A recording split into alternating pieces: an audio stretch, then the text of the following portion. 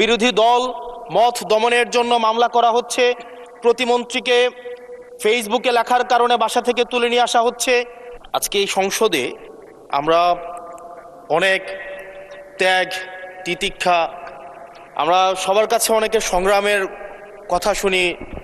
তারা অনেক লড়াইয়ের মধ্য দিয়ে আজকে এই সংসদটি আমাদের প্রজন্মের জন্য, আসলে আমরা আজকে যা কাজ করছি না কেন সেগুলো হচ্ছে আমাদের প্রজন্মের জন্য।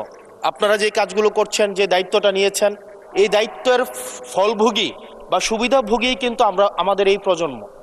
মাননীয় স্পিকার, আমরা খুব আশাহত হই যখন এই সংসদ এত রক্ত, এত লড়াই, এত ত্যাগের পরে আজকে যখন এই সংসদটি গঠিত হয়েছে, কিন্তু এই সংসদ আবার আগের যেই ভিশিয়াস সাইকেল, দোষারোপের যেই সাইকেল, একজনকে বিভিন্ন ট্যাগিংয়ের যেই সাইকেল, মত দমনের নামে, বিরোধী মত দমনের নামে মামলার যেই সাইকেল, আমরা সেইখানে আবার চলে গিয়েছি।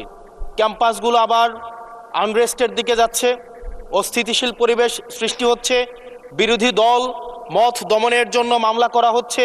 প্রতিমন্ত্রীকে ফেসবুকে লেখার কারণে বাসা থেকে তুলে নিয়ে আসা হচ্ছে। হুইপকে সমালোচনা করলে বাসা থেকে তুলে নিয়ে আসা হচ্ছে। আবার আমরা আগের সংস্কৃতিতে আমরা চলে যাচ্ছি, যেখানে মাননীয় প্রধানমন্ত্রী নিজে কার্টুন শেয়ার করে বিভিন্ন স্যাটায়ার, বিভিন্ন মকারিকে প্রমোট করছে, বিরোধী মতকে প্রমোট করছে।